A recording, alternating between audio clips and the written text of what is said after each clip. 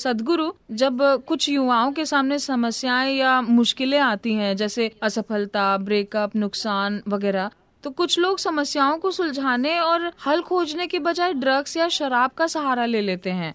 मैं जानना चाहती हूँ कि कोई व्यक्ति अंदर से पूरी तरह टूटने के बाद किस उम्मीद का दामन थामे रह सकता है? Oh, so many broken hearts here who clapping their hands. यहाँ बहुत से टूटे दिल हैं जो तालियां बजा रहे हैं। तो जब कोई पूरी तरह टूटा हुआ हो, वो क्या कर सकता है? सवाल ये है कि क्या आप खुद को पूरी तरह टूटने देना चाहते हैं? ये सवाल है। और कई चीजें जो आपके शुरुआती जीवन में काम नहीं करती, आप देखेंगे कि बाद में ये बहुत बड़ा वरदान साबित होती है। इसे देखने के कई तरीके हैं। उदाहरण के लिए, ये 1941 की बात है। उस समय नाजी आंदोलन जर्मनी और यूरोप के कुछ हिस्सों में बढ़ रहा था। एक दिन ऑस्ट्रिया में जर्मन सैनिकों का एक समूह घरों में घुस गया। एक अमीर यहूदी परिवार के घर में वो जबरन घुस गए और सभी बड़ों को अपने साथ ले गए। सब कुछ लूट लिया गया और 2 बच्चे, 12 साल की लड़की और 8 साल का लड़का, उन्हें पकड़कर एक रेलवे स्टेशन ले जाया गया। यह नवंबर के अंत या दिसंबर का समय था, जब मौसम बहुत ठंडा हो जाता है। उन्हें 3 दिन तक रेलवे स्टेशन में रखा गया क्योंकि ट्रेन नहीं आई। लड़के, छोटे लड़के, यूं ही आपस में फुटबॉल खेलने लगे। वो फुटबॉल खेल रहे थे और अचानक ट्रेन आ गई। ये ट्रेन यात्री ट्रेन नहीं थी, सामान ढोने वाली मालगाड़ी थी।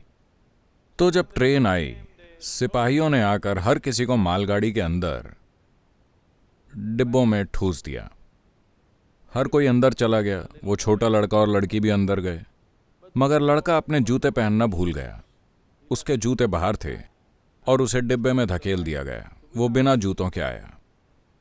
उसकी बहन, 12 साल की लड़की, ने अपने छोटे भाई को जूतों के बगैर देखा और वो गुस्से से पागल हो गई। उसने भाई के कान मरोड़े, उसके कान खींचे, उसे बुरी तरह डांटा और चांटा लगाया।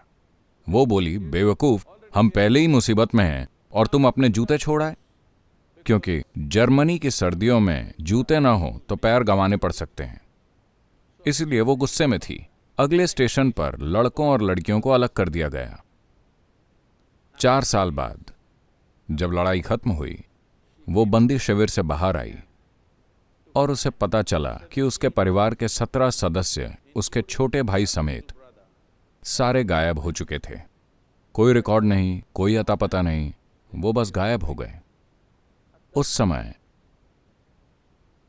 उसे बस एक ही बात सता रही थी, और वो आखिरी शब्द जो उसने अपने भाई से कहे थे। वो अपने भाई से बहुत प्यार करती है, मगर उसने अपने भाई को जो आखिरी शब्द कहे थे, वो इतने बुरे थे कि वो बातें उसके दिमाग में घूमती रहीं और उसे सताती रहीं।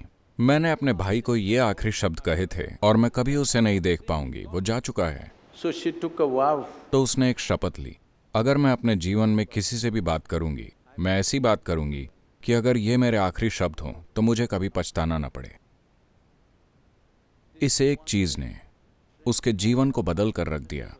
She went on to United States. वो अमेरिका गई। उसकी 2006 में मृत्यु हुई। उसने बहुत बढ़िया काम किया। उसने एक अस्पताल बनवाया, मेरे ख्याल से शिकागो के पास कहीं।